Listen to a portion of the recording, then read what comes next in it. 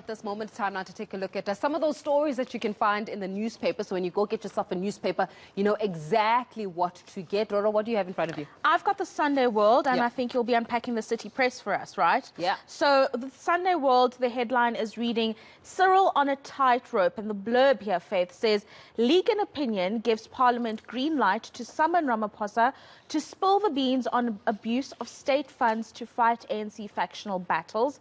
And I mean, this, of course, is quite an important story because of the factions that we're seeing. We also had the leaked video of the president admitting that state resources are used within the ranks of the ANC, admitting that he would fall on his sword should this kind of information come out, and that focus should rather remain on the CR17 campaign in terms of investigations into funds that are used there.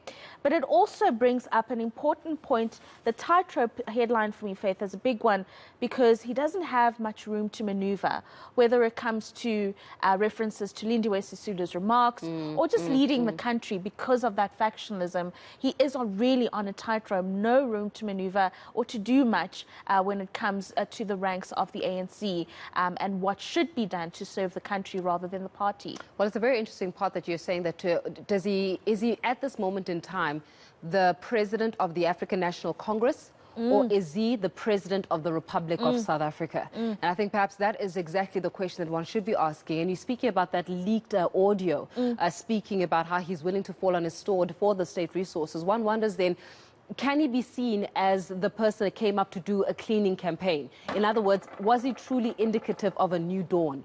Because these are the same people that are in power. They're the same leaders that are in power. Was he not also in charge of the war room at one extent of the very same power utility that we're fighting with at this moment in time for rates? So it makes you wonder. But of course, we're still on ANC matters, even leading in the City Press this morning. And in the City Press, it's all about Gwede Mantashe, the chairperson of the African National Congress. And of course, there with the headline, Gwede saying, I am under attack. There you have it in big and bold in the City Press this morning.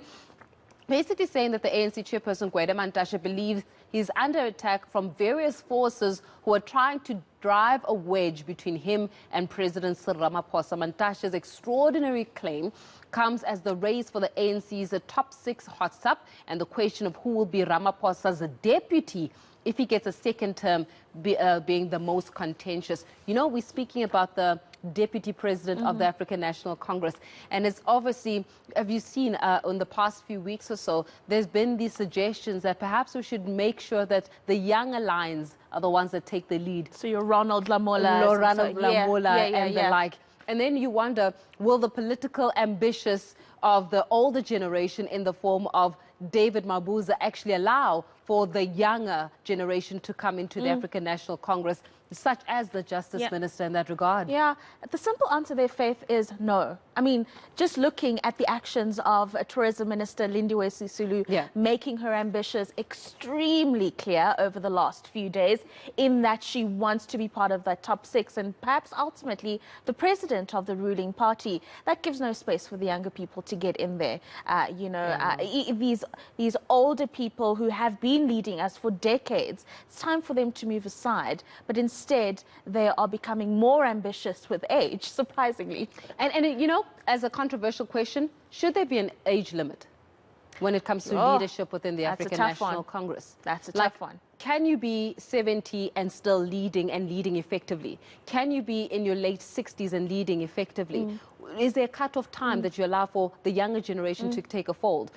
These are the certain questions that we continue with as a country. The maneuvering, changing with the changing times, hearing and meeting the expectations of young people, which is not happening. I mean, we are the population that's the most unemployed at the moment. And yet we are the more population in the country. That's right. These are some of the issues that we're grappling with. You know, right? But